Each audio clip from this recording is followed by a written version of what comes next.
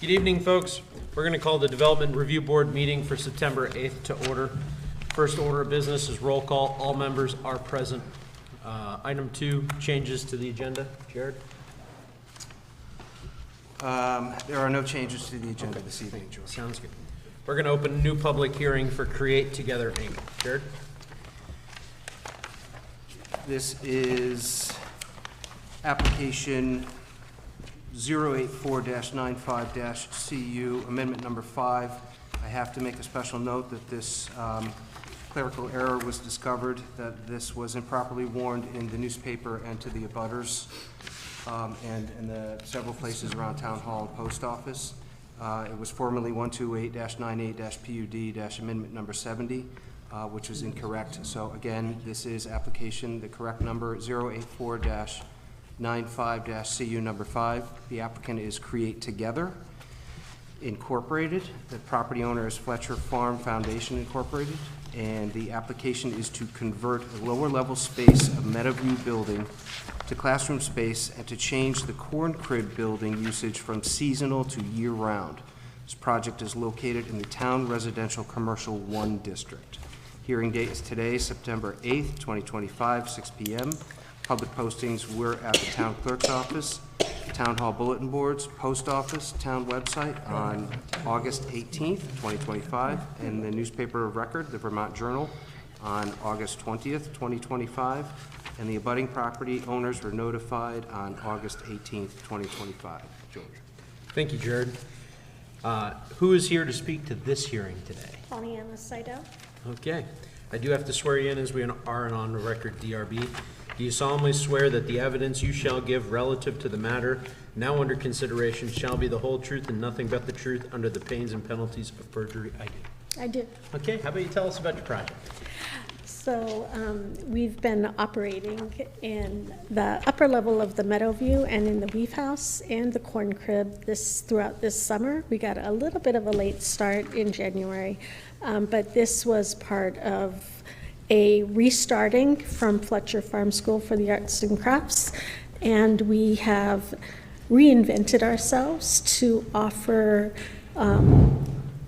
activities in the arts and crafts space in a way that is affordable for the local community, and trying to make a creative arts community type center so that people from all around the Okemo Valley area can come in and take part of art and crafts.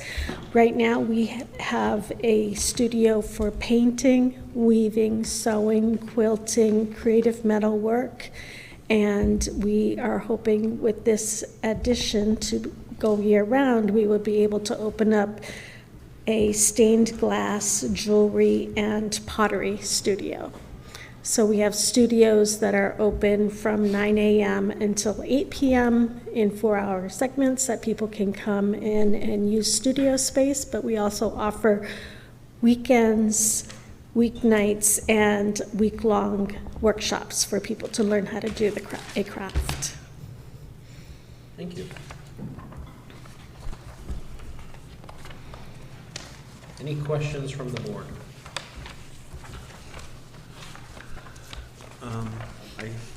Go ahead, fire away.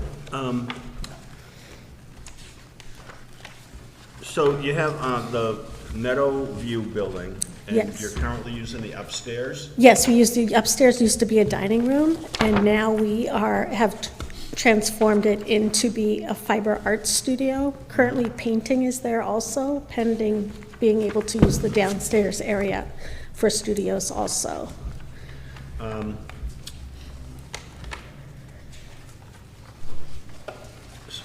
Is this permit is connected to the building in the back up on the hill behind you, the red building by the No, pond? the red building is staying as is and is not having any changes, so it'll only be used during the summer. The other building besides Meadowview is the smaller building directly behind the big barn. So it's this one indicated. Do you get large deliveries there? No, we don't get any large deliveries. So then the police could Oh, park. yeah, where's it? I'm sorry? No, we're here. It was in their police report that if you had large deliveries, you couldn't get them in certain hours during winter. Right, and that just doesn't happen. We just don't have that kind of capacity to, most of our classes are 6 to 10 students at a time, so when we get deliveries, they come in small UPS trucks. Okay, thank you. You're welcome. Do you want to cover that? If you want to, go ahead. Okay, so you have the letter from the Vermont Division of Fire Safety, Yes, and I spotted 3 things that they specifically mention. One is the interior door between the 2 spaces, we're talking downstairs in Yes. the Meadowview building. The interior door between 2 spaces will be removed. yes, it has been removed. We'll have a maximum of 18 people, Yes, and no gas or kiln will be in that. right. And that's, Right, we're putting the kiln into the corn crib. okay. So no sneaking it over there. No, it's pretty heavy. Where is the kiln going? The kiln is moving out of the annex shed next to the barn and into the corn crib. And we're actually getting a brand-new kiln and putting in a kiln safety kit with a ventilation apparatus so that the air, the gas from the kiln is vented outside.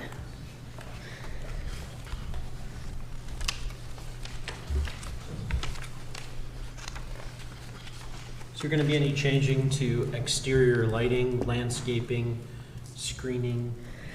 We are not changing any of the landscaping right now. We do want to put in right now, the corn crib is grass on both sides of the entrances. There's 2 entry doors. We want to put in a sidewalk so that it's easier on people and it can be more accessible. That is not happening right now. The other part is that the dark sky rules that we have, those are already in place from the last update that we did to the Meadowview building. Any changes to parking at all? No, the parking will remain the same. We're not getting any more people than we already get during the summertime. And so we already have adequate parking, and we share the parking area with TRSU. So if we have evening events that have more traffic, then there's that parking also.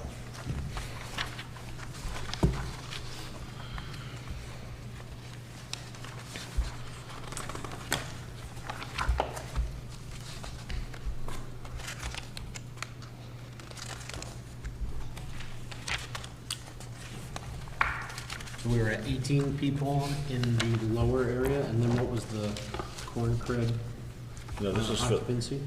I didn't see. I didn't see that. That was my,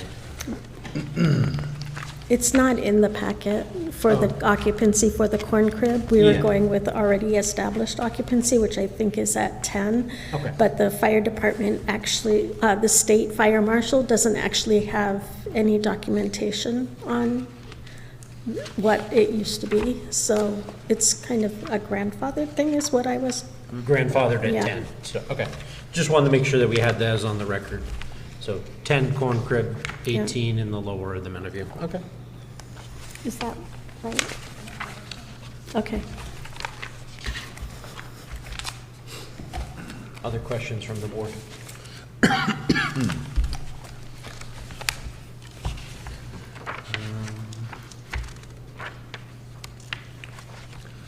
I'm just gonna point out that on Chief Whalen, Fire Chief Whalen's initial letter, he required that the buildings be sprinkled and have fire alarm systems, and then he amended that letter on August 7th. His original one was August 1st, where he had that condition, then he amended it on August 7th and took that out. Right. You're correct, you're aware of that? Yes, I am Okay. aware of that.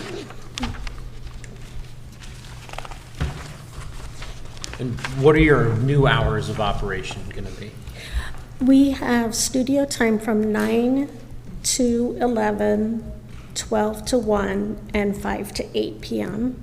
If we're doing workshops, that most of the workshops happen between 9 and 4 p.m. or 5 to 8 p.m. at night. According to our last permit that we got through you for the upper level, we agreed that we would not do any activities after 9 p.m.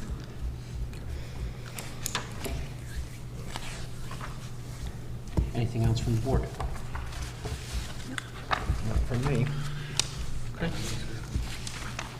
Make a motion that we close this hearing. I'll second.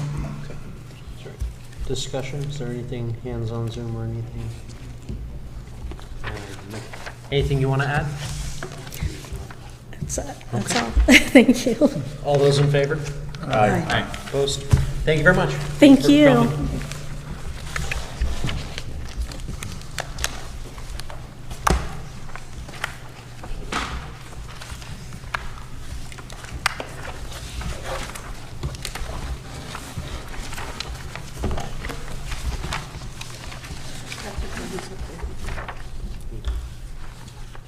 Is that Kathy Burns in the back? Which hearing are you for, Kathy? Sorry? Which hearing are you here for? Thank you. Next on the agenda, we're going to open a new public hearing for Fox Run Properties LLC. Go ahead, Jared. This is application number 81-55-CU, amendment number 3, and 492-23-FHR, amendment number 1. The applicant is Troy Caruso. Property owner is Fox Run Properties LLC. And the application is for the construction of a deck to be added on the event room at the golf course. This project is in the Town Residential Commercial 1 District. Hearing date is today, September 8th, 2025, 6 p.m. Public postings were at the Town Clerk's Office, Town Hall Bulletin Boards, Post Office, and Town website on August 19th, 2025, and in the newspaper of record, the Vermont Journal, on August 20th, 2025, and the abutting property owners were notified on August 19th, 2025. George. Thank you, Jared.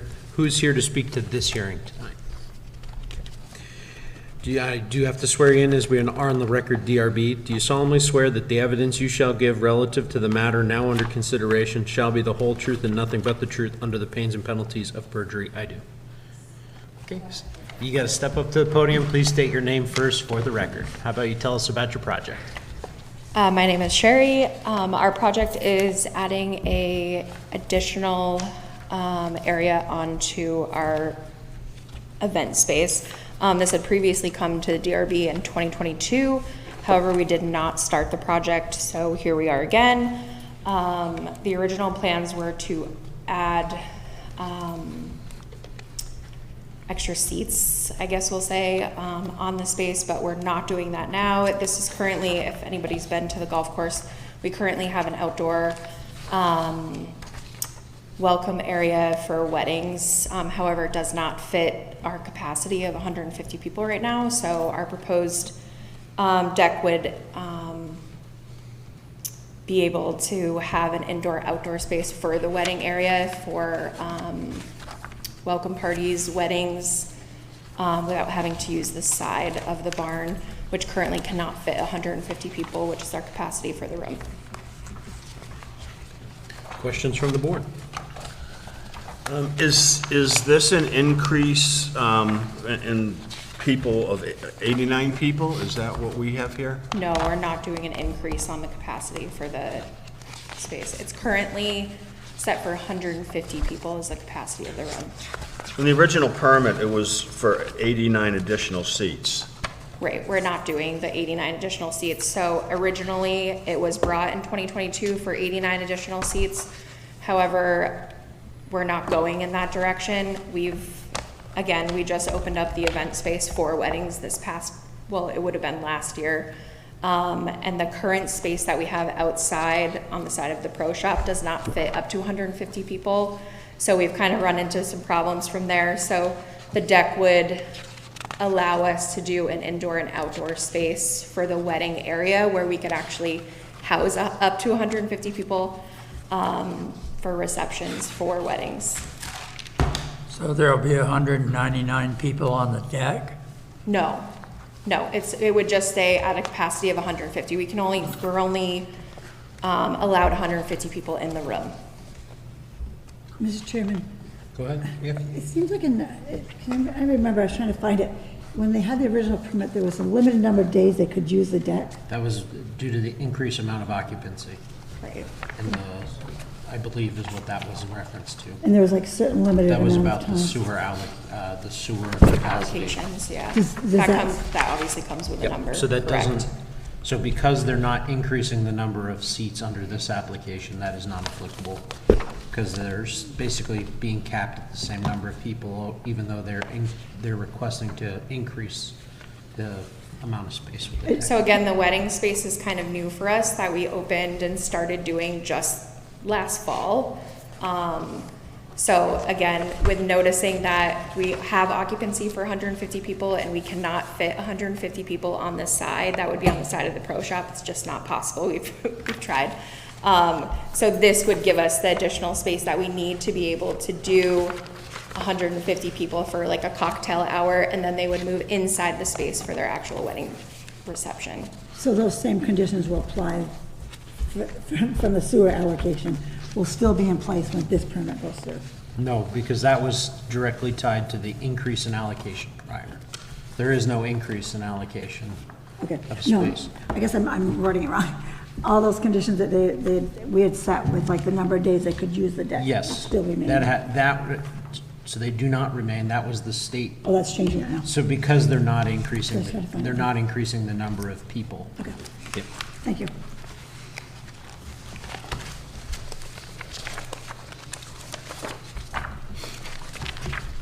How big is the deck? 53 by 30.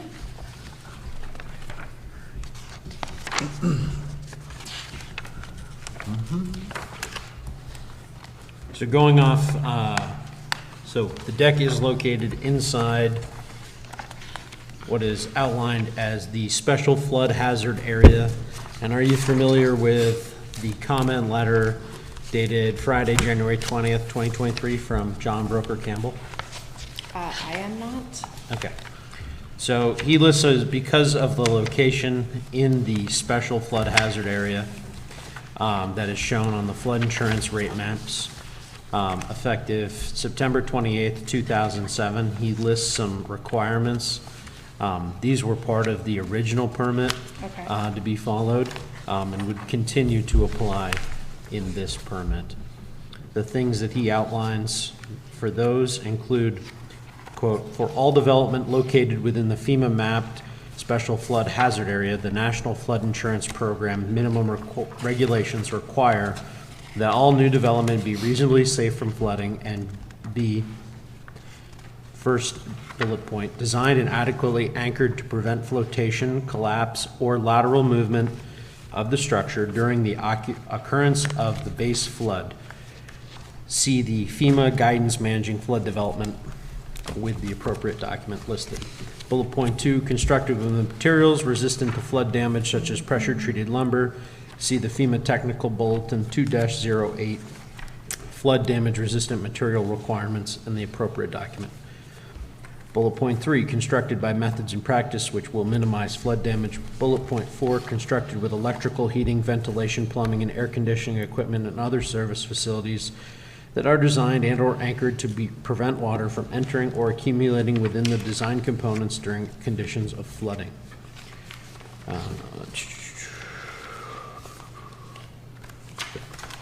Those are all of those conditions. Okay. I'm assuming when they had put in the original one, I wasn't on board on that one, that it was forwarded to their architect, Liz Calabrese, who I'm assuming had redone the architecture on it. Other questions from the board?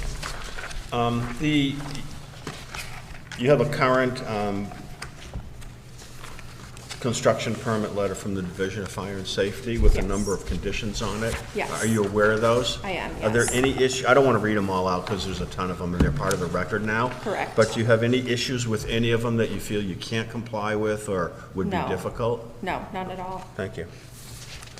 So on the plans that were, per your request, used from the previous permit, we had a new deck, a new set of stairs, new set of entry doors, and a new roof overhang. And is all of that part of this, or is it just the deck?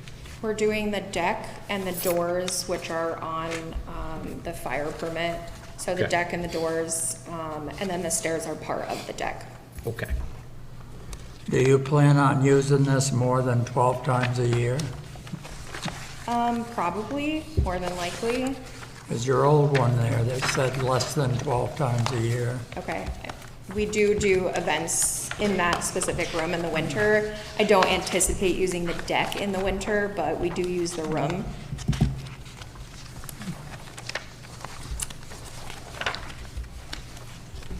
Is this going to change the traffic in any way?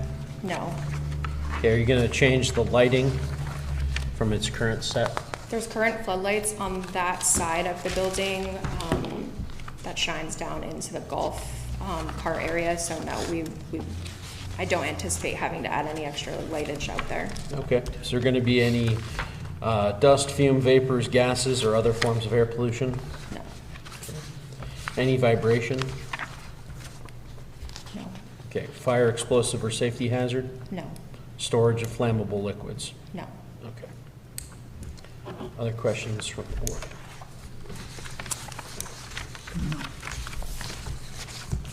I don't have anything else. Okay, you have any questions, Sean? The only thing I want to make clear that on this plan, there's a new roof overhang, and that is not happening on this? Is that what I'm hearing you say? Is that on this side that has the doors? It's, so this is the deck, and it's a new roof overhang here. I don't know if you can see that. I believe that might be over the doors that you're talking about that is leading the deck. So just want to make sure you can swear. It shows an overhang on the deck. That's one, the one's a new. Yes, that's, I'm sorry. I'm really not sure to that question. I did not put the overhang in any of the permits. It was just the deck, the stairs, and then it would be the glass wall. Okay. That will not be part of this one. Okay.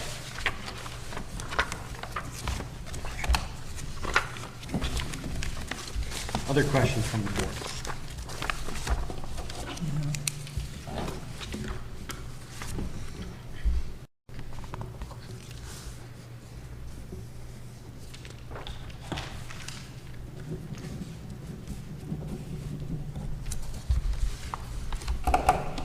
Anything on Zoom? Thanks. Other questions or anything else from the board? All those in favor, or I'll make a motion to close the hearing. I'll second. Okay. Discussion? Anything else you'd like to add? All those in favor? Aye. Opposed? Thank you very much. Have a good night. Thank you for coming.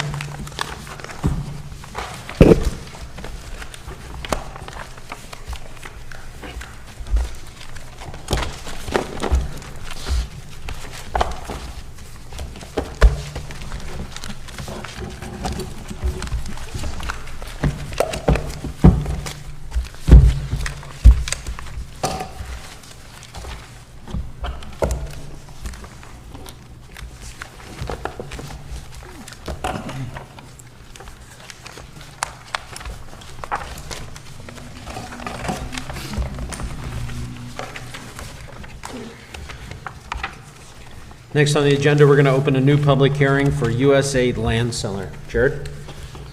This is application number sub 03-02, amendment number 1. The applicant is Kate Brown. The property owner is USA Land Seller LLC. And the application is to amend an existing subdivision to comply with the Vermont State Wetlands. This project is in the town residential district. I must add here that another clerical error was found in the warnings to the abutters that was improperly warned as in the Lakes District, but everywhere else in the town residential district. The hearing date is today, September 8th, 2025, 6 p.m. Public posting town clerk's office, town hall bulletin boards, post office, and town website on August 18th, 2025. In the newspaper of record, the Vermont Journal on August 20th, 2025. And the abutting property owners were notified on August 18th, 2025. Thank you, Jared. Who do we got to speak today to this hearing? Good evening. My name is Mark Bannon, Bannon Engineering in Randolph. Okay, we're going to swear you in, sir, since this isn't on the record DRB. Do you solemnly swear that the evidence you shall give relative to the matter now under consideration shall be the whole truth and nothing but the truth under pains and penalties of perjury? I do. Yes, I do. Okay, how about you tell us about the project? As Jared pointed out, this project was originally, the subdivision was approved in 2006. And Lot 2, and I believe Lot 1 was developed. Lots 3 and 4, which are on the south side of the project access road, were undeveloped. A road was partially started and associated ditching took place around 2006. Fast forward 19 years, 20 years here, and that ditching is now classified as a state wetland because the vegetation has grown up. So it was pointed out by Jared that the proposed hammerhead serving lots 3 and 4 is now roughly 15 to 20 feet shorter than what was approved in the original Mylar. So going through the wetland process, the state wetland process, we are asking for approval of the as-built conditions of the hammerhead, which is essentially is a much shorter area. And hopefully you have the plans in front of you, and I can point that area out. And you may also have the draft state wetland permit that was submitted as part of the application. Yep. And we also had review comments by the fire, ambulance, and police. They should also be in the packet.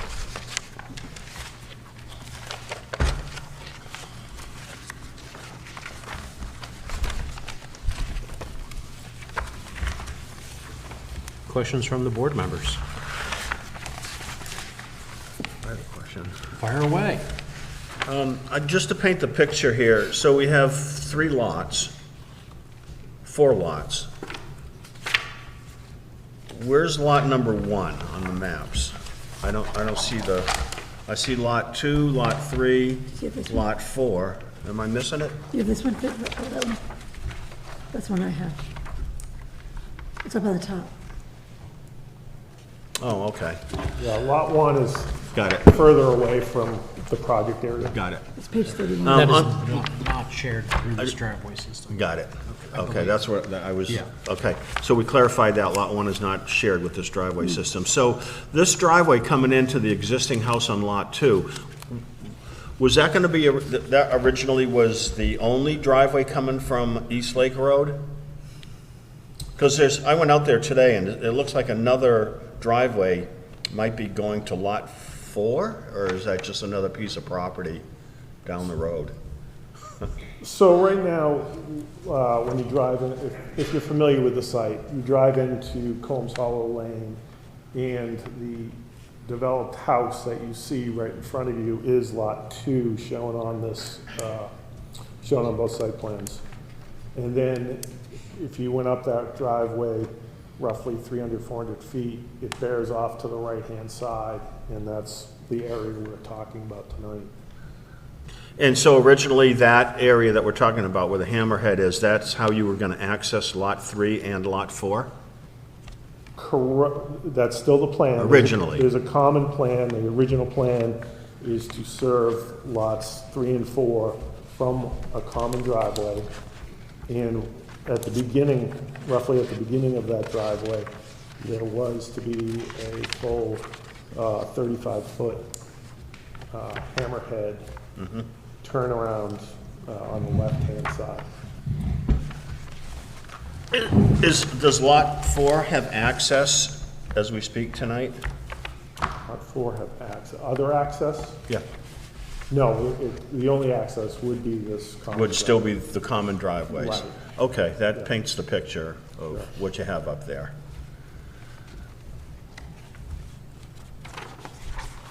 I'll let you ask the next question. You can keep firing away, Phil, if you want. So what do you want to do? You should see the as-built plan, or what's entitled the wetland site plan. And that's what we're looking for approval for tonight. And essentially, it would be to shorten that hammerhead area. And it's not necessarily or technically needed, because you can have a hammerhead condition driving into lot 3 and then backing to the right as opposed to backing to the left.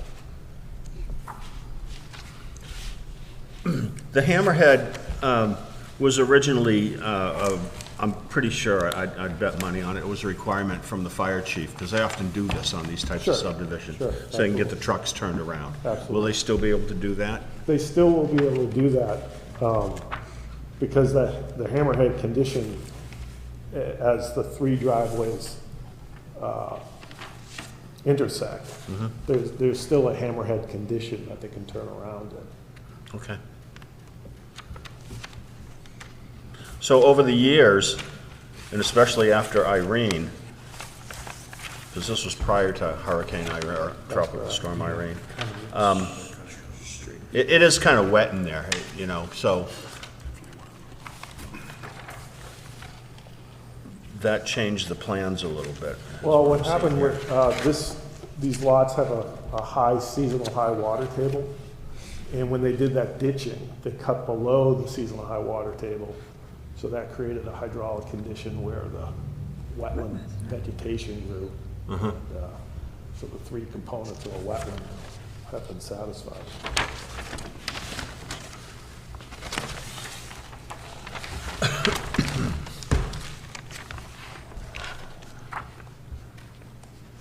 Okay, that was the original.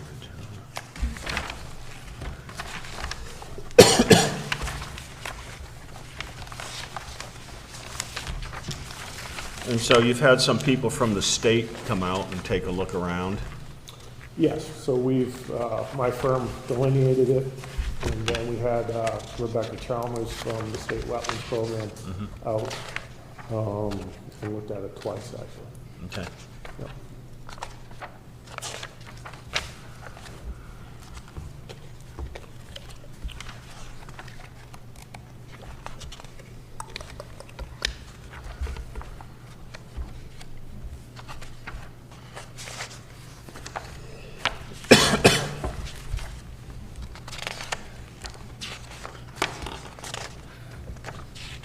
So we have here, see here, it's a few pages long, but it's part of the record now. This is the Vermont Agency of Natural Resources, Department of Environmental Conservation, individual wetland permit, and this was approved August 22nd, 2025. That's a draft approval. Yeah. Yeah, I see that, it's a draft. So where's that at? Is it? The draft has been issued. We haven't received any public comments regarding the permit. We've, So this is in a draft form. What gets it to the final, you're good to go form? if, it's basically, like your permits, it's warned. This is what they intend to do. If there's any public objections, they would hear them and so forth.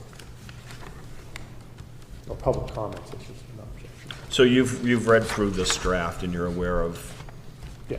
what it says and so on. Are there any issues in here that you think you can't comply with or would be difficult No, or pretty not standard. manageable? Standard and expected permit. Okay. I just want you to, I'm getting you to say that you can do this without any issues, without, Yeah, this so is a that- doable thing.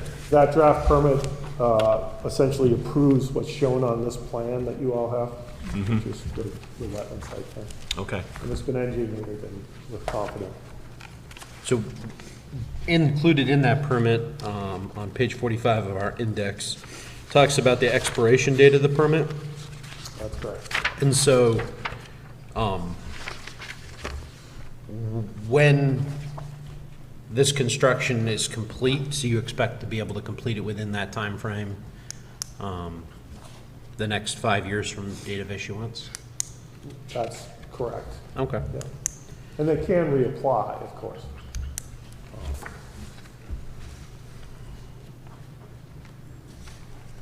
Yeah, under section E, it says that you have 30 days prior to the end of the 5-year period to reapply. That's correct. Yep. So there's a window.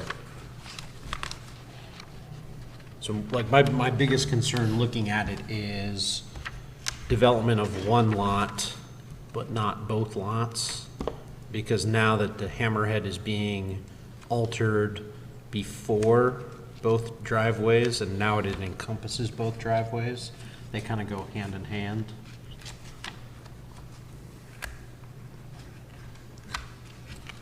So what's out there is, what's shown in this plan is what's out there today. Okay. So that area shaded in green is already constructed under the 2006 permit.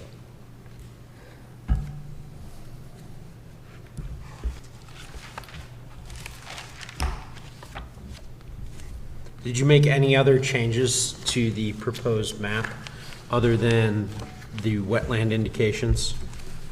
Like changing of building areas, proposed well sites, proposed well shields, any of those things get changed?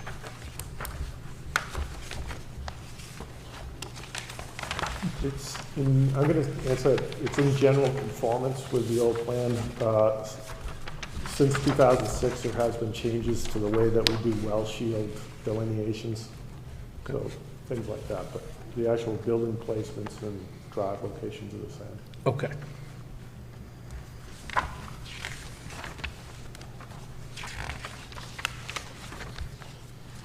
Do you think you're gonna need stormwater construction permits and stream alteration permits for this project? We've checked with the Army Corps. There's no Army Corps permit required. We have not talked to the stream alteration engineer about this yet. And the original plan was approved, but since 2011 in Irene, they have changed the culvert sizing requirements. So there is a culvert that was proposed, 16-inch culvert on the driveway to lot 4. We haven't spoken to the stream alt engineer about the size of that culvert.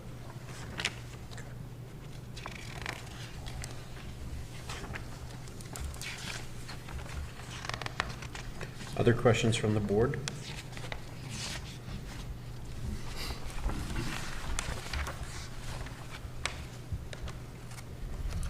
No, just, you know, when we get the rains, a lot of water comes through there. Sure. Yeah, I mean, East Hill, or East Lake Road was gone, you know, below these sites. Right. And I'm sure most of the water came through this area Yeah. that took it Pretty out. flashy in that road. Yeah, yeah. So get a good engineer when he designs your culverts and stuff. You're gonna need one. Yep. I don't have anything else, George.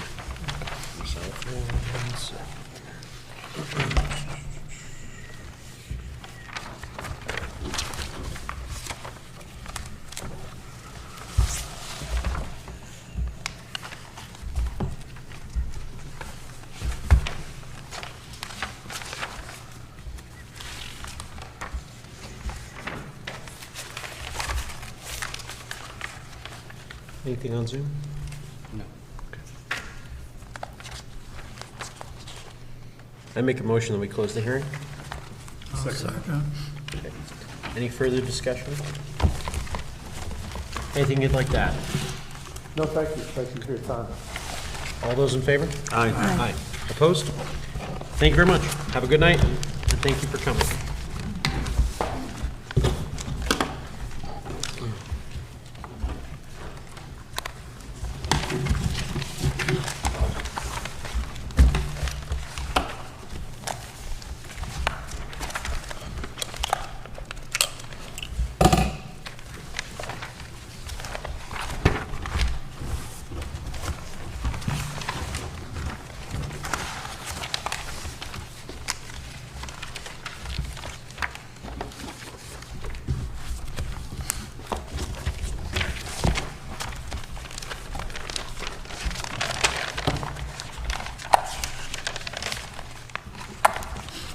Next on the agenda, we're going to open a new public hearing for Gary Sawowski. Scalini, sorry. Go ahead, Jared. This is application 505-25-SITE site. Applicant is Gary Sawicki. Property owner is Robbie and David Corris. They are neighbor to the applicant. The project description is the application is to purchase and merge an adjacent merged non-conforming lot. The project is in the Lakes District. Hearing date is September 2025, 6 p.m. Public postings are at the town clerk's office, town hall bulletin boards, post office, town website on August 18th, 2025, in the newspaper of record, the Vermont Journal, on August 20th, 2025, and the abutting property owners were notified on August 18th, 2025. Thank you, Jared. Who do we have here to speak on this hearing this evening? Gary Sawicki. Okay. Do you have to swear you in as we are an on-the-record DRB? Do you solemnly swear that the evidence you shall give relative to the matter now under consideration shall be the whole truth and nothing but the truth under pains and penalties of perjury? I do. Okay, how about you tell us about what you want to do? Sure. My wife Penny and I, we own 37 North Shore, the house on 37 North Shore Drive on Lake Rescue. Earlier this year, our neighbors put up for sale their home at 38 North Shore Drive, which is across the road from us. But there's actually 3 parcels of land, if you will, or 3 sections of land in their parcel. The main part is across the road from us. The part we're interested in acquiring is abuts us to the, I guess that would be to the north, about 53 feet of water property. And then in addition, there's a shared access that they also have that's a little further down from us. So our interest is in purchasing the whole property and then eventually selling the main section where the house is located, which would also include the shared access. So we're looking at either, I guess, a boundary adjustment or subdivision of some sorts to be able to accomplish that.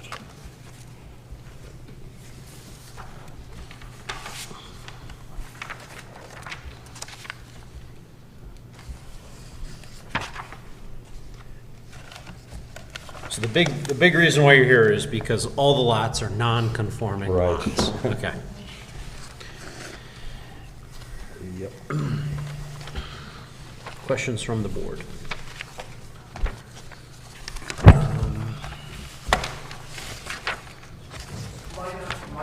Whoa. Before you speak, you got to swear yet? Hold on. Yep, hold on 1 second. Yep. Okay. Do you solemnly swear that the evidence you shall give relative to the matter now under consideration shall be the whole truth and nothing but the truth under the pains and penalties of perjury? I do. I do. And just state your name first for the record. James Young. Okay, go ahead. So I believe that you guys have an exhibit which is a picture of the tax map where Gary has labeled certain parcels. So just to fill out what he... Referencing this document, sir? Yes, I am. Okay. You're talking about So that's page page 12. Page 12. It's the one you got right in your hand. Yeah. So just to clarify, Gary and his wife own the lot that's identified as A. And they have a single-family house on that property. North Shore Drive is the road that separates Lot A from what's identified as Lot B. And you can see Lot B is 0.58 acres. It's also identified as Lot 10. That parcel has a cabin on it that has a wastewater system. And in fact, there's a new state-issued WW permit that's been issued for the improvement of that parcel. The installation of that system has not taken place. And also with us tonight is Brian Rapinati, who is the licensed designer that made the application and secured the permit for the owner. Okay, So he could possibly speak to you if you have any questions from him. So the ultimate goal is the Sawickis own A. Ultimately, what they're trying to do is have A and C become a single parcel. And they would, if they're permitted to make the acquisition, their plan would be to merge A and C into a single lot. C right now is not developed. There's no septic system on it. My understanding is there's a dock and a boathouse, but it's not a developed parcel.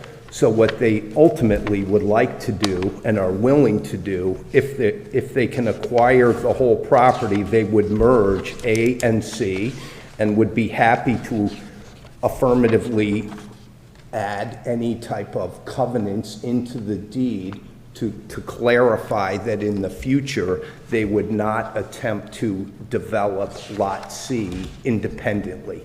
Like they'd merge those two non-conforming lots into a single lot.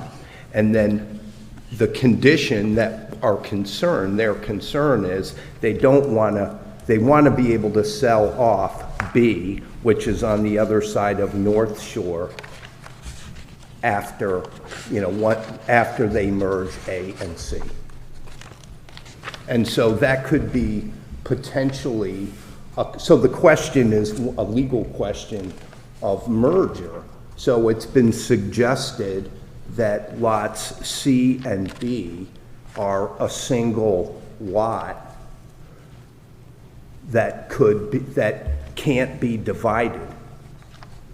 And so we question that and are approaching you for some clarification as to the intended plan.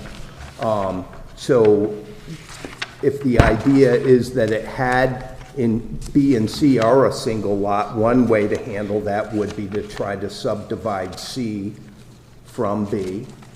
Alternatively, we could try to do it as a boundary line adjustment. So the Sawickis acquire C and B, then merge A and C, and then sell off B. Okay? And so our thinking is that the concern of the state and the town is one of public safety. Lot A currently already has its own approved wastewater and potable water system in place. Lot B does too, but it's got a permit, a new WW permit for the installation of a new system. And I'm going to put words into Brian's mouth right now, but he could testify to you directly if you would like, that when he made the application to the state for the WW permit for B, there was no consideration on his part. That's an independent system that in no way relies on the land that constitutes C to be in any way connected with the wastewater permit for B. Is that right, Gary? That's my understanding, yep. Okay.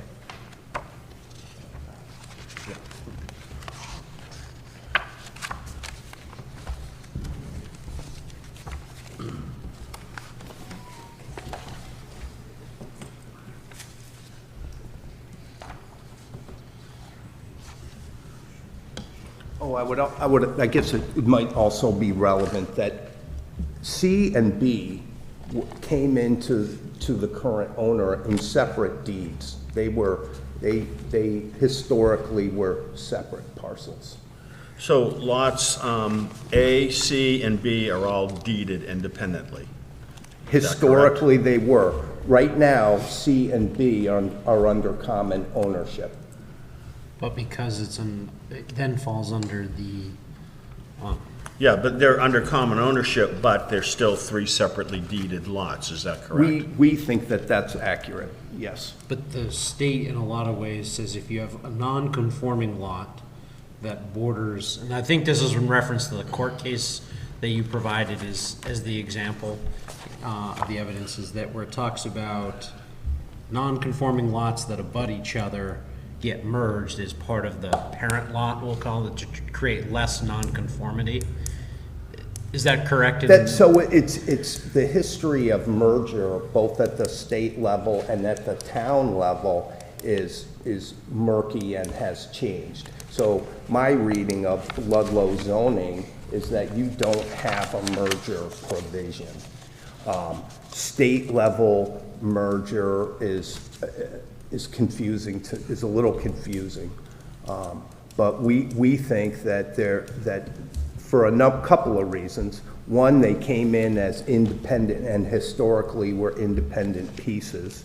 And also because the road separates A from C, we think that they should stand as independent pieces.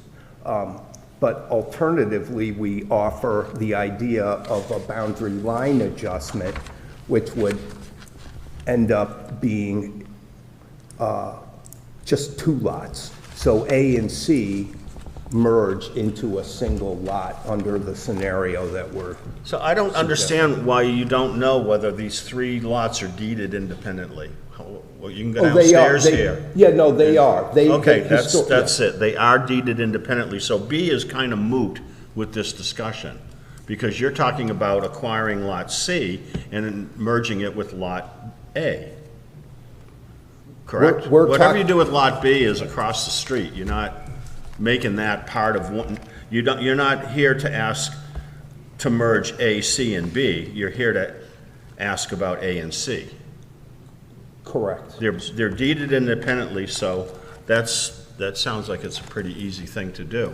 And I read the court case today that was provided. So I didn't provide a court case. I'm not sure which one that was. That was me. Oh, yeah, so I didn't read. It was about a similar thing in East Montpelier. Two non-conforming lots like this. They wanted to, somebody bought both of them and then wanted this, after the fact, they wanted to sell one of them off. And the town said, no, they're merged, because the intent of zoning is to make non-conforming entities go away. So this would be an example of that. So in the East Montpelier case, in this court case here, and I'll reference, it's the Packard Pine Ridge lots merger. Okay. And in that case, it was determined that the Packards, that's their name, the Packard family, could in fact sell one of the lots off after it was merged by the towns, because there was a ravine between the two lots, and it did not allow the people to access their lot as one. So I have to ask you the question, is there any encumbrance between Lot A and C that would prevent you from accessing Lot C without having to go onto the road or swim in the lake? No, you could walk from A to C. Okay. So in the East Montpelier case, they couldn't.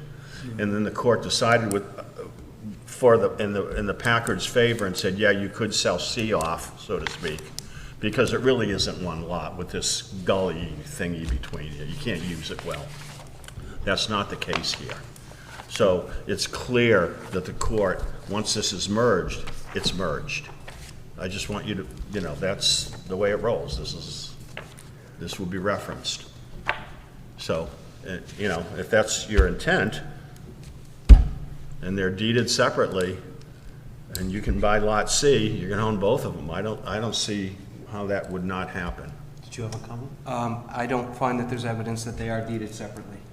They may have started out as separate owners. Eventually, they did come under common ownership, and I've only found one deed for both lots, For C and B. for C and B.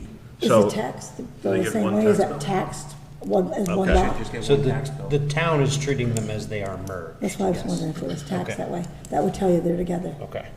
Okay, so then there's no C and B, there's just a big B or a There's big C. just a big B. They've delineated. Got it.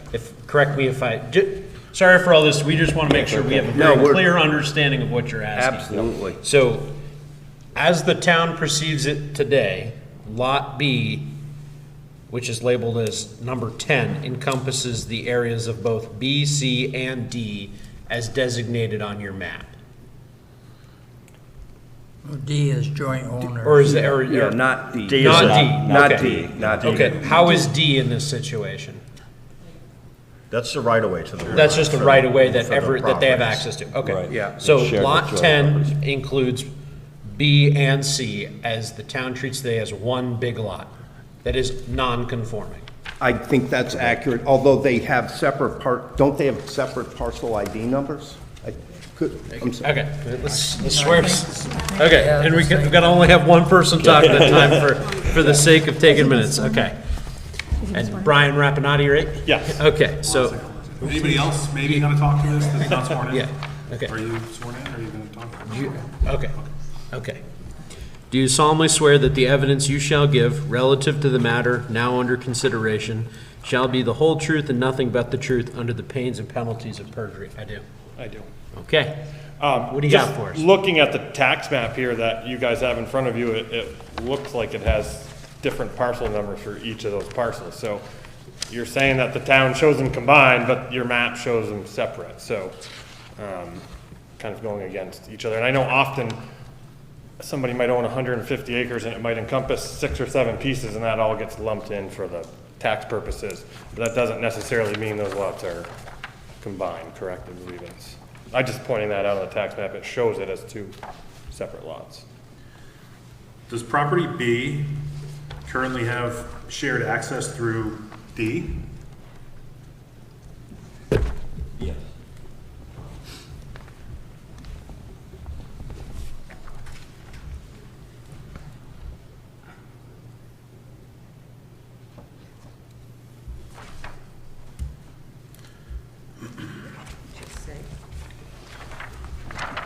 Go ahead, Jared. I would just like to read the parcel IDs for the subjects that we're talking about. Sure. So, Go ahead. indicated on Mr. Sawicki's paper submission is on Lot B, tax map 10.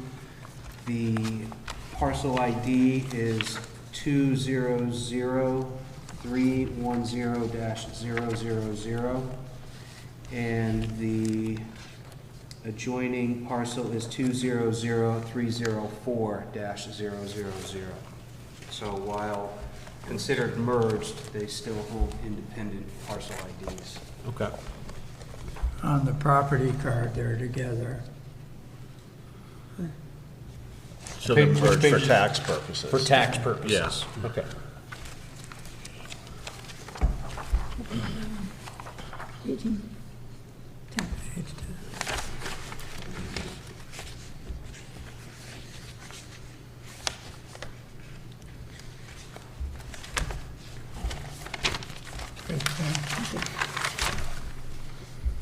Let's see if you look at the acreage, they're added together. Hey, Jared, do you know off the hand which page it talks about the minimum subdivision sizes? Is that in this? For the town, yes. Yeah, okay.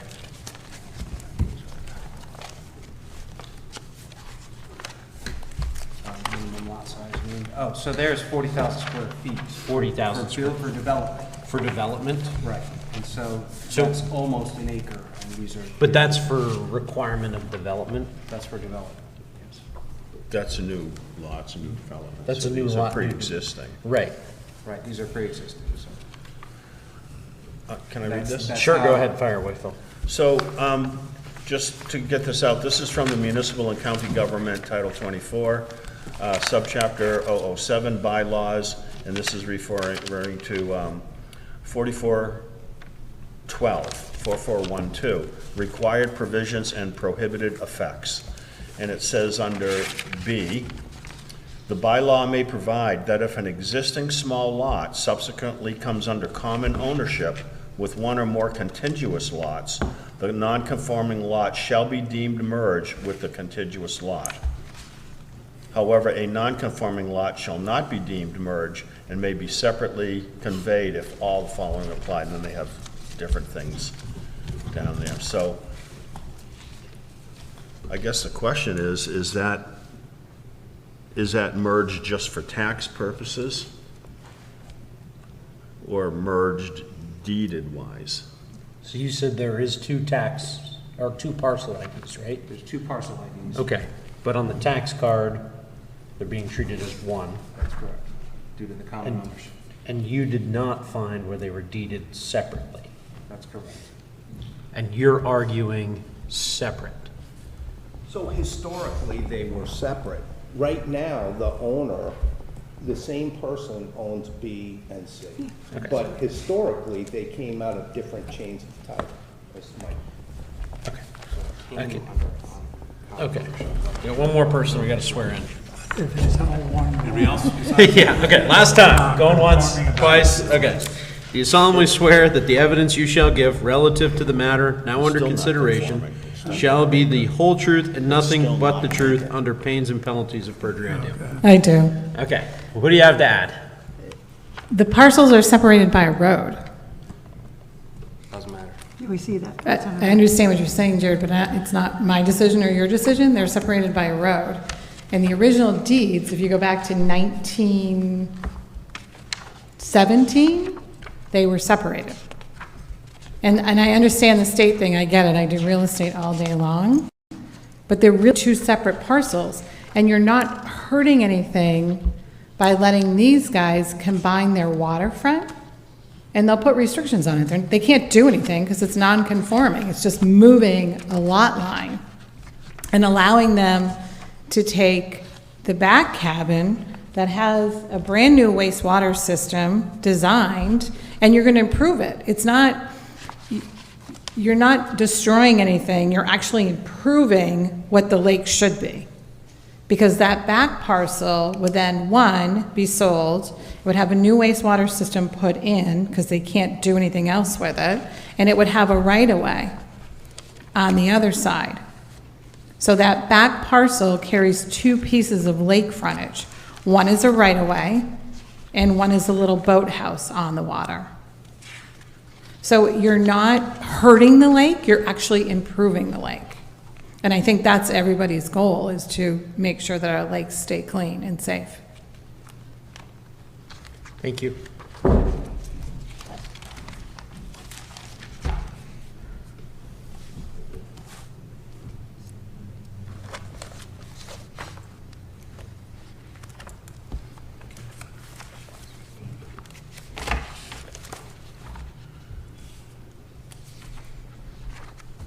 So you want to buy the whole Robinson thing and then just keep that other part for yourself?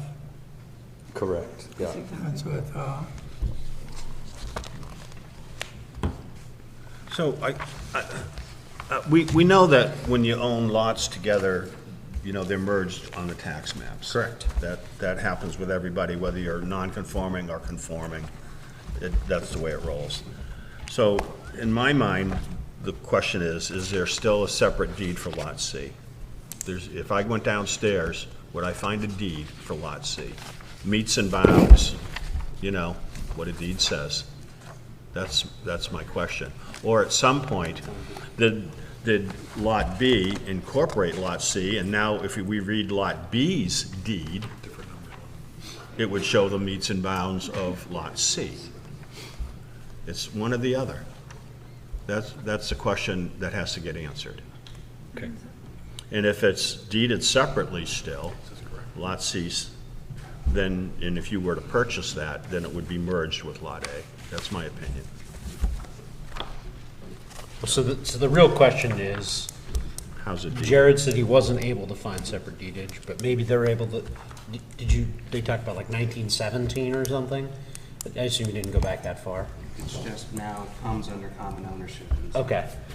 So, Were you able to find proof that you can supply to us that it was or is still separately deeded, right? That's the question. that's the question. I That's mean, the question. there has to be some description of Lot C somewhere. That's a piece of land. I mean, it has footage, it has lake frontage, it has road frontage. So that verbiage has to exist somewhere. So it either exists alone, referring to Lot C, or it exists with Lot B. And Lot B now incorporates those meets and bounds of Lot C, the deed for Lot B. Does that make sense? It makes sense. I mean, there's a deed for everything.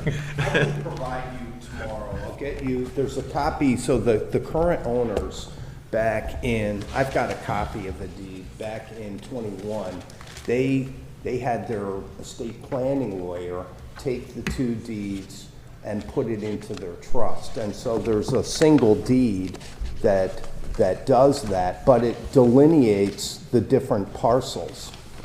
So, you know, they've got parcel 1 and parcel 2 contained within the same deed, and I can get you a copy of that and provide it tomorrow. So is this the deed that you're talking about? Yeah. Well, I'll put it another way. If you want to buy Lot C, can you just buy Lot C? Could go buy just Lot C today. Well, let's say, I mean, somebody puts a for sale sign on it, it goes to the realtor. Could you just buy Lot C? Or, because if they're combined, you can't. Yeah, so that's That's that's a another way of million-dollar framing question. our same question. Yeah. Right, so the current owner doesn't want to just sell the one piece, they want to sell the whole. And so before my clients make that commitment, they want to make sure that if they buy the whole and then combined A and C, that they can then sell B. Sure. I'm sorry, just makes it clear that, so they're looking to buy the whole, so they're looking to both buy B and C. Correct. When that transaction goes through, Yep. is that two transactions that are happening? Is it two No, it's a recordings? single, it would be a single transaction, because that's the way it's negotiated. It's just a single contract. The owner wants to sell their 2 lots. Got it.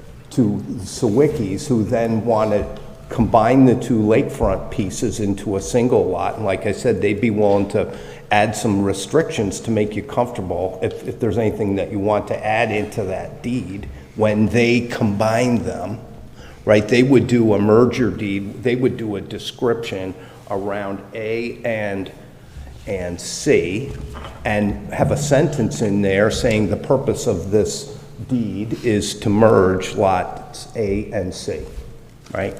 That's how I would advise them, or how I would do it as a lawyer, right? And then, but they want to make sure that they can then turn around and sell B. Another thought, I'm sorry. B's only, I know we talked about it, but B's only access to the lake is through D. That, So at doesn't that have to time, go- that would yeah, be correct. B doesn't have to go through C at all. Correct. Okay, that's what I was just wondering. Would another route be to, you want to buy B and C, buy B and C, and then subdivide out C? Can't make a non-conforming. Whatever, so that works too. It's just, are you calling it a Yeah. subdivision or are you Yeah. calling it a Because boundary it's- adjustment? The Whatever issue you- is they're all non-conforming. It is the But I issue. think the biggest question that would make this the easiest is, this from my perspective, is that if Lot C is a deeded separate lot, the argument could be made that would be kind of in the eyes of the state with, like, there's a separation, right? They had a ravine in the last case. This case, there's a road. So to just kind of follow along is so if C is a truly separate deeded piece, that you could make the argument that the road is a delineatable feature, that they were not merged parcels, and that C is still separate. And then there is a path forward. If they have been merged, then you're coming under 520.8 from Ludlow zoning, reduction of lot area. You familiar with that one? But I'll just give you the synopsis. No lot shall be reduced in area that the area, yards, lot width, frontage coverage, or other requirements of these regulations shall be smaller herewithin prescribed for each district. The provisions of this section shall not apply when part of the lot is taken for public purpose. Basically, what that says is that you can't make a lot so small that it becomes less. If it's already non-conforming, you can't make it less non-conforming, right? And if you had a lot that was conforming, you can't make it non-conforming. So you're talking a lot about deeds, and on our page 268, I just want you to look here, if this is the deed you're talking about, because I'm going to read from this, and we're going to have a discussion. So this is the current deed for the parcel in question. Correct. Okay, so that's page 268. I think that's the report. Oh, that's the record, okay, sorry, page 23. Yeah, because I don't have that. Okay. Right there. Too many stamps. I don't know, it's 200. Okay, so in here it says, it has all the legal requirements, and then it says, being all and same lands and premises conveyed to Charles W. Robinson, trustee under indenture of trust of Charles W. Robinson, dated June 6, 1977, and a warrant deed from Charles W. Robinson and Heather Robinson, dated July 28, 1997, and recorded in the Ludlow Land Records in Book 168 on page 359, and being more particularly described herein as follows, quote, to certain pieces of land in Ludlow in the county of Windsor and state of Vermont, describes as follows. And then it says, all in the same lands premises conveyed to the said Charles W. Robinson and Heather Robinson and Lindley Robinson and Mary W. Robinson by warrant deed dated December 12, 1994, recorded on volume 153, page 428 of the Ludlow Land Records, and in said deed describes as followed. Now my goal of this whole deal is, they said there's two pieces, and I want to identify which two pieces they're talking about. You following with what I'm? I do follow what Okay. you're trying to do, yeah. So parcel number 1, all in the same land and premises conveyed to the said Lindy W. Robinson and Mary M. Robinson by Curtis B. Robinson and Mary S. Robinson by warrant deed dated November 17, 1941, and recorded in volume 41, page 448 and 449 of Ludlow Land Records, and in said deed described as follows. Commencing at the southeast corner of the parcel of land deeded to said Curtis B. and Mary S. Robinson by the estate of Charles Summers,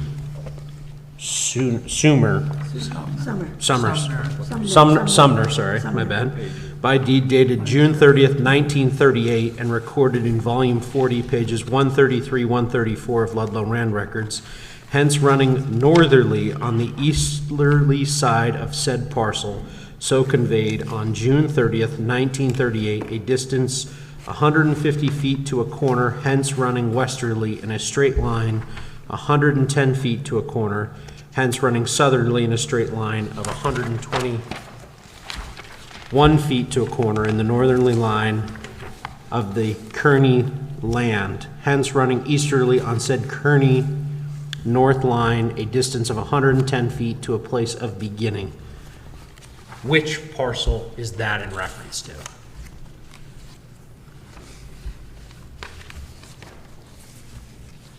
Or I can continue on to parcel 2, if No, that's I- easier.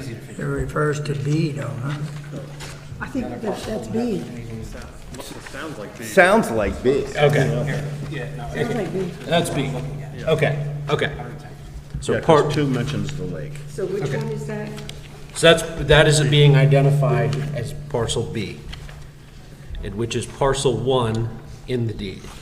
Parcel 2, all in the same land and premise conveyed to the said Lindy W. Robinson, Mary M. Robinson by James H. Howard and Helen A. Howard by warrant deed dated August 13th, 1966, recorded in volume 53, pages 513, 514 of Ludlow Land Records, and said to be described as follows. Portion of the same land and premises which were conveyed to James H. and Helen A. Howard and Ernest G. and Lydia S. Matava by George V. and Mary Kearney by deed dated August 21st, 1965, recorded in volume 53, pages 13 through 14 of Ludlow Land Records, said portion of land herein conveyed as described as follows.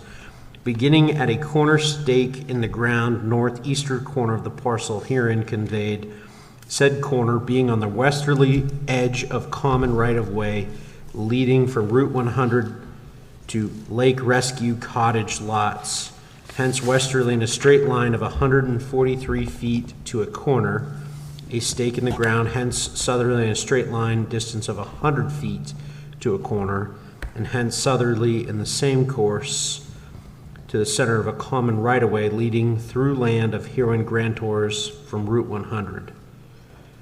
Hence easterly along the center of said common right-of-way, a distance of 129 feet to a corner at the junction of aforesaid common right-of-way and common right-of-way first mentioned, hence northerly along the western boundary of common right-of-way first mentioned, a distance of 85 feet to a place of beginning.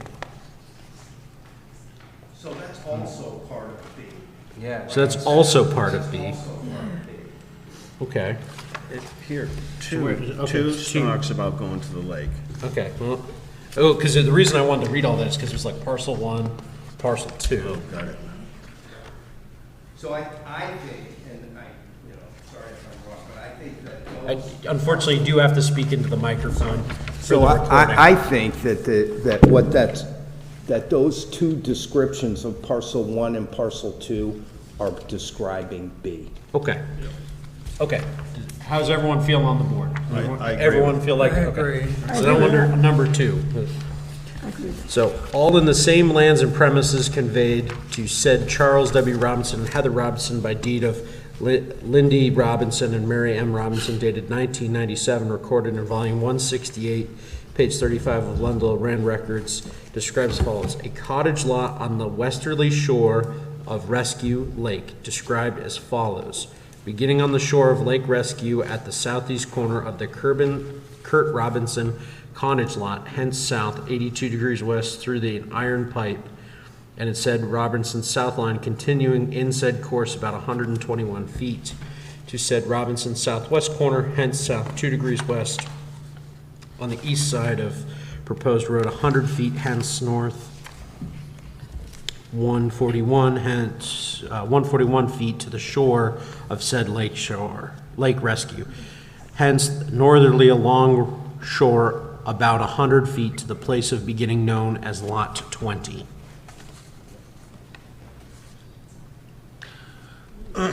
So we think that that is C. It was bigger, C was bigger, right? C was bigger at one time. Correct, see, C was bigger.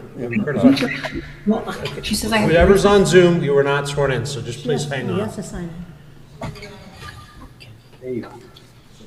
she's the current owner, I don't know if you. Okay, sorry. When That's there's okay. multiple people talking, Yeah. not only can I not hear, but we also can't Sure. record minutes, so, Sure. sorry. You guys will go first, who had a comment, Yep. and then we'll swear somebody else in. But, sorry, so go ahead. We certainly should hear from Robbie as well, but what you just described was Part C, Lot C, or Section C is part of that. C was a bigger lot at one time, and then sold off to form the current size that it is. But Okay. Yeah, because at one time, your lot and the other lot were all one, wasn't it?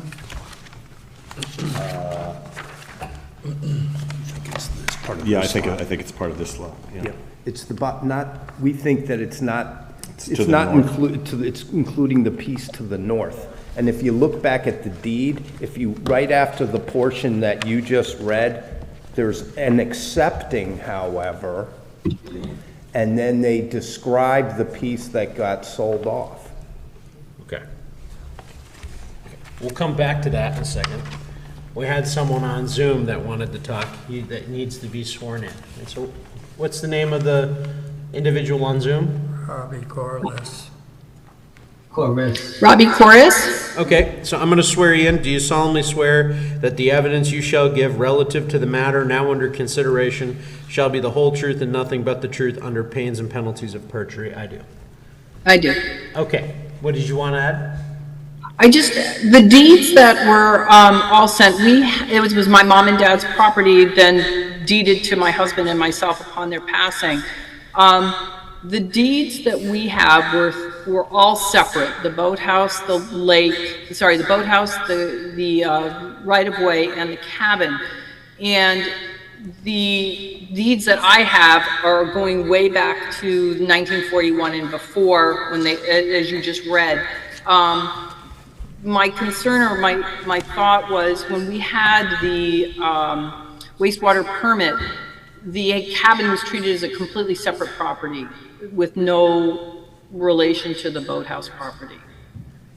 So you're referencing the boathouse property as what's being identified on the map as area C? C? Yes, yeah, the one, Okay. the 53 feet of water frontage. Okay. Right.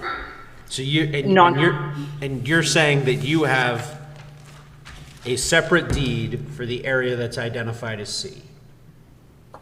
Going back as far as I can find, they describe them separately. The boathouse lot, then the cabin, and I think we had a deed at one point for a parcel that had been sold.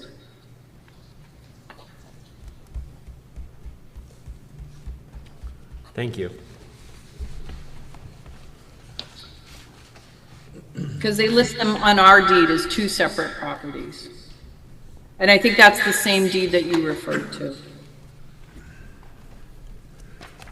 Back in a trust of I think it was Charles W. Robinson, Heather Robinson, to Charles W. Robinson trustee, and that was recorded in 1997. I just want to make sure we're on the same deed. Dated June 6, 1977? I have an amendment. Let me, I just want to just take a moment. I have one. June 13, 1977? Is that, I'd ask Gary if he could just check his paperwork. June 16. I have one of 1997, the 28th of July, 1997. And then the other one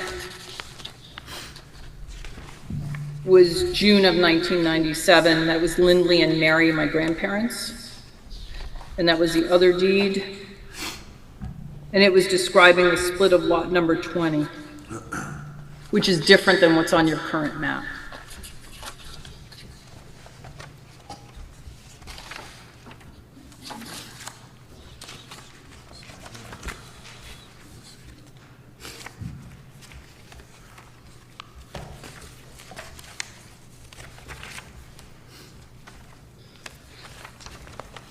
There was one deed in 1994. She had 1997, she said.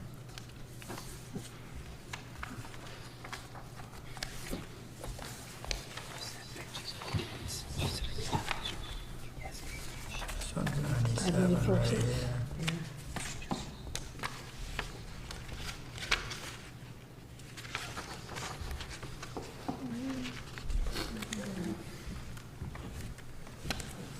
Oh, I see right here. That's what she said. I'm not a lawyer, but this trustee's deed is, it refers to, it says two certain pieces of land in Ludlow. And then it says parcel number 1, and George read all that. And then it says parcel number 2, and George read all that. Then it goes down and has Roman numeral 2, and it has another description. So it's describing a third piece of land. Yeah. What's, and that sounds like it's C, it is C. Yeah, 1 and 2 were combined. So 1 and 2 were combined. To show B. It looks like maybe parcel B on your exhibit was 2 pieces at one point. Okay, so parcel 1 and parcel 2 are now B. Yes, The that's description right, looked that's like, right, yeah, he's saying. when we I read it. believe, and John brings up marked on page, what's the page number on that one? 11. Page 11 of our packet, which is this one here. See how it says 20? We believe, because it references lot 20, I think we're talking about, this used to all be one lot. Okay, I can dig that. All right, so then the Roman numeral 2 would be now the second lot deeded. That's my interpretation as well. Okay. This is where title searches really mean something. You gotta have your work cut out for you to protect these people. Because if he doesn't do a good job, and you sell lot B, and somebody turns around and goes, hey, I own lot C, go see him. I want to clarify something, may I? Go ahead. Fire This away. is just going back to the question that was raised, whether a road would separate the two lots. And this is from the Supreme Court of Vermont Supreme Court.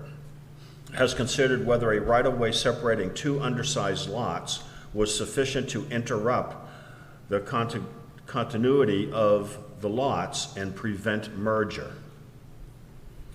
The conclusion was that the location of the right-of-way was consistent with a single lot, and therefore the two lots had merged. So the road could allow B and C to be one lot by the Vermont Supreme Court. So again, title searches are, that deed is everything. So really, even through all this, it's still not 100% whether or not it is a separate deeded lot. They have to prove that. So that's the proof. They have to prove that to these guys. Okay. You guys, you need to know that it's a deeded separate lot if you're gonna do this. Because otherwise, you sell B, somebody comes down the road and goes, I own C too. And nothing on our board is stopping them from Nothing on our buying it. board, we Yeah. can't, there's nothing that we do. And they It's can buy the something property the way it is now. that you guys have to do. But I think If that they would be, bought B and C, then they would also own A, B, and C. They'd own it also, it'd all be under their name. if somebody bought B, Well, if they buy No, all they're buying- of Robinson's property, they own the whole thing. but they want to sell off B. Yeah, but right Well, why now, can't they do that? That's the reason they're here. that's a whole reason. Because if C is part of B, But if they put it all in one lot, then they would subdivide it and sell that lot they off. can't subdivide and create a non-conforming lot. Yeah, there's a non-conforming And you lot. can't reduce a lot that's already below. See, if that's lot already a levels. big, that's already, yeah. So You're even taking B it- and C right now, if Yeah. that was one lot, it's still non-conforming. I get that. So there's not going to be a subdivision there. Like, a variance? I mean, like, I don't know how you'd get past all 5 questions. I'm trying to throw out I don't think- ideas. Yeah, I don't think it You would. I don't couldn't think you get could past the get- 5 questions that because would get you you there. created it. I What's think that? it's in the You deed. couldn't get past the So, variance. that would be the question, is it in the deed as a separate lot? Yeah. Why would 10 be a non-conforming lot? It's a half an acre. It's below, what's it? Below 40,000 square feet. There we go. It's 1 acre zoning. Yeah. So it really is, it's a legal issue that you guys have to work out. And we can't override that. And our attorney, our department attorney did come up with a sort of a suggestion to perhaps purchase the lot and then write in some of your own restrictions, purchase the whole property, write in some of your own restrictions for that abutting parcel, and then turn around and just sell everything as it is now on the market. And this way it would convey with those restrictions on the property next to your house. If that helped. That's not a bad idea. You That- could that put is a good covenants idea. on it that C is never developed. Right. Yeah. People do it all the And you time. have access to Or there it. is Yeah, you right put of whatever way. restrictions you wanted on it. And they still could use it. Because really what it comes down to would be proving that it is in fact a separate lot, and then you could proceed with it being merged. And that not only was it a separate lot, but it hadn't been merged, I guess is the other thing. Right? That's the big question. So at some point, did they get legally merged? Right. Versus, is it still technically a separate lot and it's unmerged?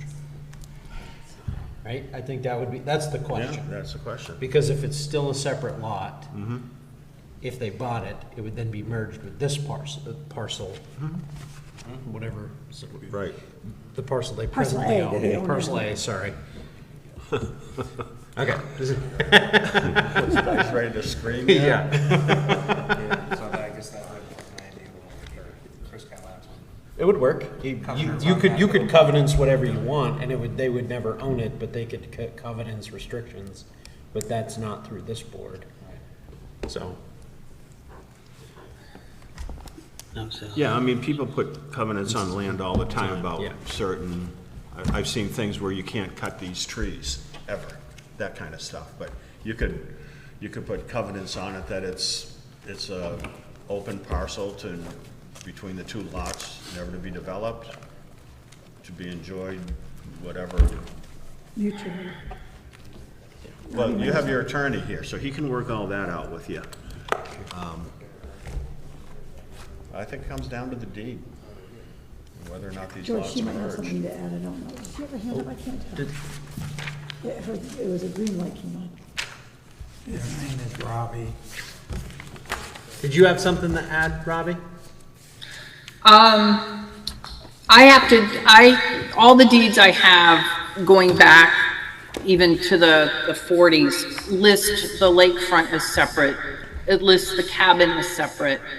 At one point in time, we actually, I think, owned John Jackson's property, which abuts our parcel that goes to the waterfront.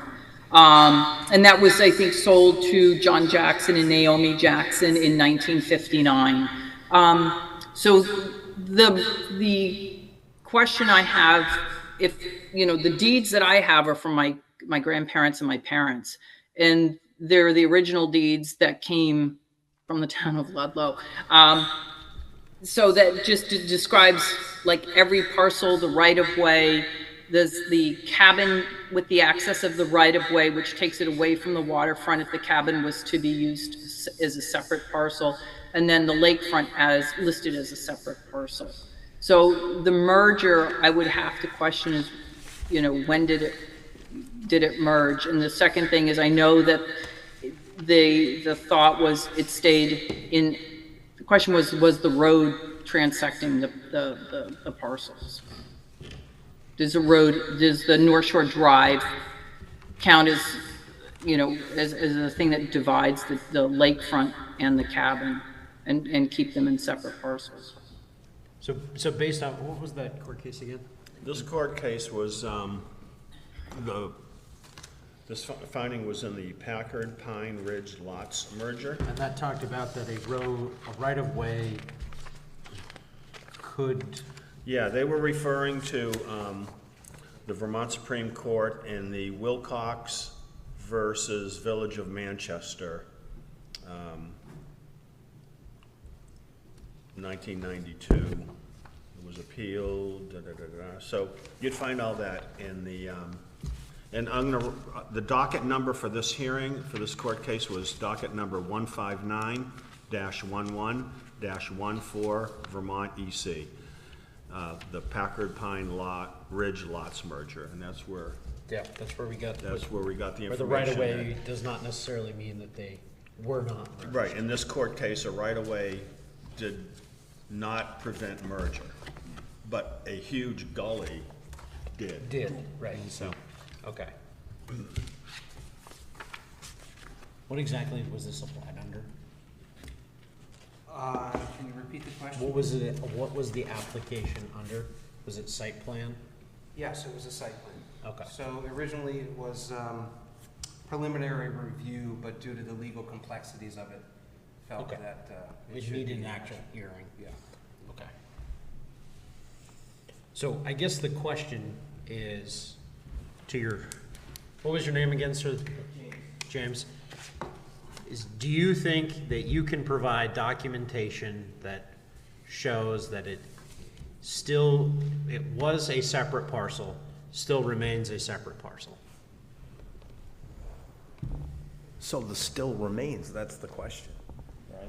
And then So we only have one deed in right. what we have. So you right? saw, Mr. Carter, I agree, when he was looking at that trustee's deed, when Yeah. it's talking about two parcels, it's Roman numeral 1 is B, Roman numeral 2 is C, right? So their lawyer did a single deed for both parcels to put it into the trust. So a question could be, was that creating that deed, because he could have done it with, instead of Roman numeral 1 and Roman numeral 2, he could have done it with two separate instruments, right? But he put them, he put the 2 lots into the trust with a single instrument. So I don't think that act merged those lots. So the other question is, so that's one question. Yeah. And is there a deed for what is considered C? Separately for that piece? A separate deed? Not right now. No, it's downstairs if it exists. Yeah. So Historically, there might have been, but. This is where from the perspective that I look at it is you have to provide evidence to us, and if you can provide evidence that it is a said lot that was not merged, we have a pathway forward. Right. If it was a lot that was merged, and I mean, we've had I don't know what time it is, an hour discussion. Yeah. And I mean, we don't even have all the documentation, you know, it's referencing deeds back to 1930s, which I imagine haven't been correlated into the computer yet. Mm-hmm. It's all handwritten. Can I? Go ahead, yeah. Hi, just so you know, when Rose was working there, everything, all the deeds are in the vault, just so you know. And I have copies and I have the originals, but she was able to access all the deeds for us before she retired.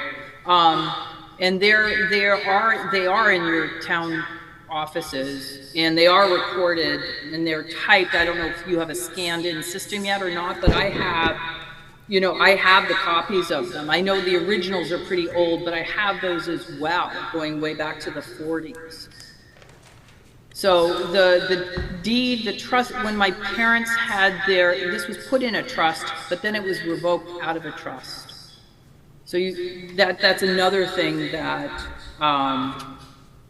that was submitted. So I don't know where that is, but it lists them. To my knowledge, when we had the site visit done by Brian Rampinotti, the water and the sewer permit and the well was only for the cabin, which was considered a separate dwelling and a separate lot, and there was nothing addressed for the waterfront because that was listed as a separate lot. So I'm starting to, with the deeds existing and Robbie's evidence, now I'm starting to think, prove to me that they were merged. Maybe that's the other question. Let's look at it that way. The opposite. Yeah. Somebody show me that they were merged. Where would that, and I don't mean the tax maps, because we know that just happens. But show me where. In statute, through the common ownership, that's this one here. Well, it brings up an interesting question. If they're merged and the deeds never changed, how are they merged? Shouldn't something follow up on the process?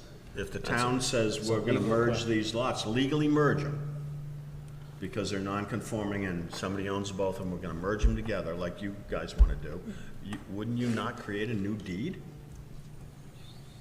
How can you merge something and not have a deed? That's gonna be a legal question. Well, of course it's, yeah. Well, can I speak to that? The deed, the reason, to my knowledge, from our attorney in Middlebury, Vermont, there was no new deed issued because there was no sale of property. So these remained independent properties, not merged, because no one sold them. They just came down through the family, turned over time. So they never sold. It's just been sent down generationally in perpetuity. We've all gotten them. The question becomes, we have, the documents that we have and our attorney has are the same ones that are in your vault, which shows the lake as a separate spot, can't be developed because it's 53 waterfront, comes up to a 20-foot point, so you can never build on it, it's not developable.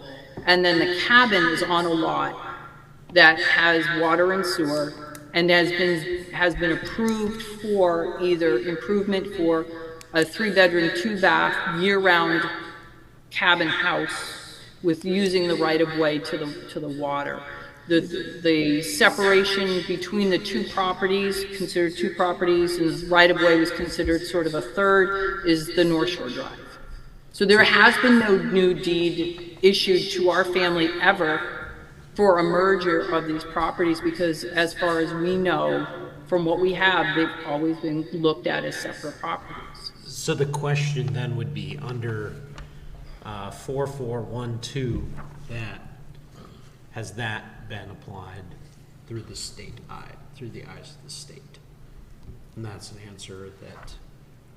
If you look at these, their parcel 1 is in volume 41, parcel 2 is in volume 43, and they were both bought at different times, so they're separate. The labeled in there as parcel 1 and parcel 2 is what makes up where the house is on It's B. one, yeah. Yeah, that has been, those parcels were merged. The second So the parcels. question, I guess, is that, so it's under page 14 in our index is under 4412, section B, that if a small lot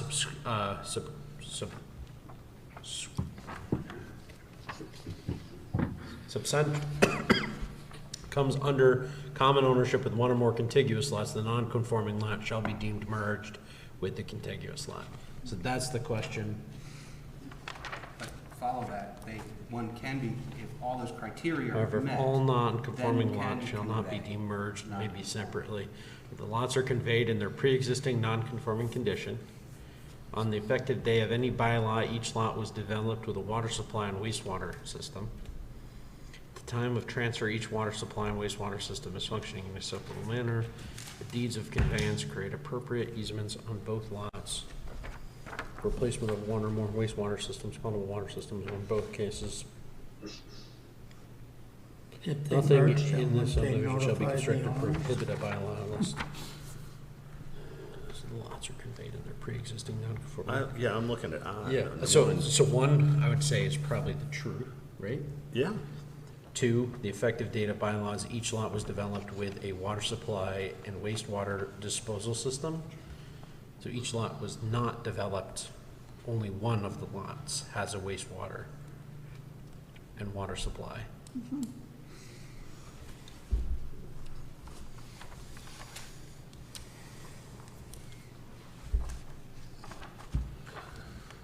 Well, this is clearly referring to one of Buildable. these lots being built upon. Right. So if, So I don't think that they're applicable because one of them is never going to be built upon. right, So, the one that does have. and the one that is meets this. And number 1, the lots are conveyed in their pre-existing non-conforming configuration. I think there's evidence that That is probably the exists. truth. Yeah. And what the preceding sentences, however, a non-conforming lot shall be deemed merged and may be separately conveyed, shall not be deemed merged, excuse me. So, however, a non-conforming lot shall not be deemed merged and may be separately conveyed if all the following apply. And the first one says the lots are conveyed in their pre-existing non-conforming configuration. So that's saying that one deed wasn't created for both lots. That's not the case here, because it appears that there's still deeds for each lot. And the other items they're mentioned are about wastewater and water being acceptable for both lots, and that's moot because one of these lots will never be developed. And again, I'm not a lawyer, but I find this interesting.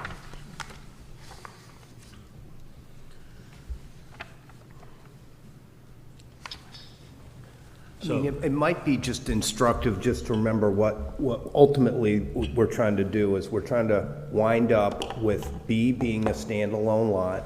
It's got its wastewater permit, it's safe, there's no problem. And then we'll merge, if permitted, A and C. So we wind up with 2 lots rather than talking about 3 lots. So the Sawicki's plan, and that was one of the reasons I mentioned that if you permit us to do this, then we're happy to draw a deed of merger between A and C that specifically says the intent of this instrument, it would be from Sawicki to Sawicki. And it would be a description around A and C with a sentence right in there that says, the purpose of this deed is to merge these two lots, and C will, and we are happy to put in there, C will never be independently developed with a house or anything further. We would accommodate whatever kind of language you felt was useful to protect against what you think is important. Yeah, Lot C would no longer exist. Yeah. Correct. You'd have a big Lot A. Yeah, so the reason why we've had all this discussion is for us to try to find a direction in order to go to help you, right? And so that's why we're having this really lengthy discussion, is because we still have questions, right? I would say, in the sense of, there's not a piece of, I don't know how you would put it, like one piece of evidence is, were they merged, were they not merged? And I think the way you put it is, prove that it wasn't merged. That's what I'm reading here. Right, so prove it was not merged, and I don't know how you would provide the proof for that. Go ahead. Yeah, so to prove that they were merged, we would have to have a new deed. There would have to be a legal document that states that on such and such a date that the town of Ludlow or a buyer has chosen to merge lot, I guess it's C, the waterfront, with our cabin. I don't know which one that you're referring to, but there is no such deed because it has never been sold. So that's not the only consideration. It also falls under this Vermont state law, 4412, and we've been referencing section B. 1995, was that 1995 that you're referring to when that came into effect? I have a one-page insert, so I don't have the whole Title 14. Yeah. But Okay. that's Thank the you. question, is whether or not that section came into effect. And I don't know if this board can provide that proof. I don't. Doesn't say statutes online. It doesn't say when it came into effect? No. I think this is out of this board's hands at this point. This is a legal issue for your attorney, whether you keep with this guy or not. No, I'm just kidding. He's doing a great job. But it's really, that's what it's going to come down to, is a clear title. If you know, as the attorney here, you're saying they have clear title to C. Yeah, because if that's what it comes down to. So I'd put it maybe this way is even clearer, is that where's the map? So I just referenced what is on page 12, what you guys have referenced as area C, if that is a separate parcel that has not been merged, there is a pathway forward, I would say. Would you agree with that? Yeah. So if during the title search and you're downstairs poking around and you're, in your best legal opinion, you're convinced that Lot C is still an independent deeded lot. Yeah. See ya. So, I mean, the only other thing would be, so because, this is why I asked Jared, that we are under a hearing, there does have to be a decision issued. That's correct. So the question comes to you, when do you think you would be able to find said proof for you to present to us, and we can make a decision, or we can make, I don't know how we make a decision with unknowns. That's the issue. And that'd be a legal question. And we can recess until you can find, until you can provide that proof, which is, in my opinion, probably the best. If you think you can achieve that, then we can give you the answer you're looking for, even though in a lot of ways it's not inside this board's hands in some regards, I'd say. But we can... We can also check with our counsel and get... Is that Mr. Callahan? Chris's opinion. I can talk to Chris tomorrow. Or talk to Chris and So bring it it's all just, back to us. it's, part of the underlying reality is that for the clients is they can only don't want to spend an inordinate amount of resources on lawyers and appeals. So we were hoping that presenting you with the facts, you would give us an advisory opinion that we could do what we want, which is buy the whole, merge A and C and sell off B. It was suggested by the zoning office that they can't do that. And that's why and I've talked to a number of attorneys, the current owners council in Burlington and a number of other attorneys about this, and there's a lack of absolute clarity. This is one of those issues that you could spend a lot of time and resources on. And that is why, in defense of the planning and zoning department, is what you were asking is not a straightforward question. And unfortunately, over-the-counter permits are a very straightforward, sort of black and white existence. And what you have here is, as you stated yourself, not very black and white in a lot of ways. I think based off of a sort of consensus of this board that, and correct me if I'm wrong, other board members, is that if Lot C is truly a separate lot that was never merged, it's all fair game to do what you want. Sure. You know, having said that too, there's no I think where the confusion comes in is that they want to buy this whole piece. But the reality is they want to buy C and they want to buy. Right. So they're being sold, if it's truly a separate lot, they're being sold together, right? Is what you're kind of talking about. No, what I'm saying is these are two separate lots. That's what you're saying. That they want to buy both those lots. The current owners are interested in selling the whole thing. You're interested in buying those two lots. Well, we're interested, we just want to keep C, the smaller, but the offer from the current owners is, it's the whole thing. So we would then, to keep C, we would have to sell off this bigger piece with it. But you would buy that piece? And we would, and then turn her flip. So you would buy those two pieces? Yeah. And then you would ultimately take one piece and sell it, and the other piece merge it, is that what you're saying? Correct. Okay. And That's that the piece basics of what we're trying to do here. And that piece would merge under the state So law. using the term, we want to buy this whole thing, says to me that it's a whole thing, but we want to buy these two things, and we want to turn them into what we're going to sell one part of it and merge the other part. That's what we're saying. If you purchase what's on the market now, B and C, it's automatically all merged. Now that's all yours, that's all one lot. The problem is turning B over as a non-conforming lot. That's where the issue lies. So the first part is, okay, buy everything, everything's automatically merged. So considering the automatic merging that the state deems happens, that's where we're running into issues. Question, Jerry, because sitting here listening to that, I'd be concerned now is like A, where we currently own a house, now merged with B and C. And it becomes one big But there's already a house on B, right? Yes. But you can't have two houses on one lot. Well, it could be accessory dwelling, could be accessory structure. They would have to choose to do it that way, wouldn't they? We're going down. Yeah, I mean, So technically, they could buy everything, but it's I think they need flipping to that do the deed title off. search, sign the deed, come back to us okay, and talk to Chris. yes, okay. That's- There we go. Did you understand what Phil said? I'm sorry, I missed it. I think where we're at is you need to do your research, talk to Chris, come back to us, and Okay. we'll have the answers. Appreciate your time. Okay. Yeah. Wish it could have been But you put us easier. at the last. I'd hate to see you do this and somebody come back, go, hey, I own Lot C, by the way.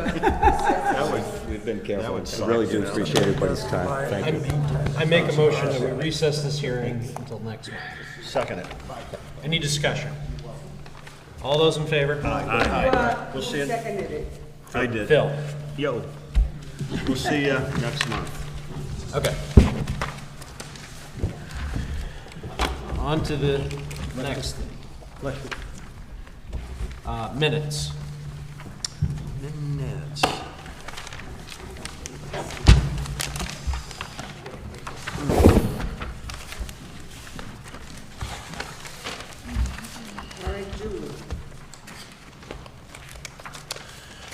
August 11th. I don't have anything till page 5, so I'm not. I have on page 2, Okay, I'm not there yet. Okay. on page 2, number 16, it says Phil Carter said, and actually it should say Phil Carter asked if. Phil Carter asked if the 39.1 acre property will be sold. I didn't say that they would or not, I asked if they would.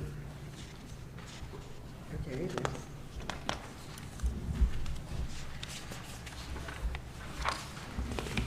Julie? Just on page 5, I just had number 14. I wanted to ask Jared, I think he said, are there any other condos above this layer? I don't think it was about. Yeah, that would have been above. It just seems funny the way it's written, but that's all I wanted to ask. That's all I had. Oh, I want to go back to page 2 again, number 25. Phil Carter said there is a deeded right-of-way, this is a moot point. It should read, Phil Carter said if there is a deeded right, this discussion is a moot point. This discussion. Not the deeded right-of-way, the discussion. And then the next sentence, the DRB needs to see the deeds. where? Same line. Same line, same sentence, all in 25. So Phil Carter said if there's a deeded right-of-way, this discussion is a moot point. Yep. And then the next sentence should read, the DRB needs to see the deeds. We don't see the deeds, we need to see them.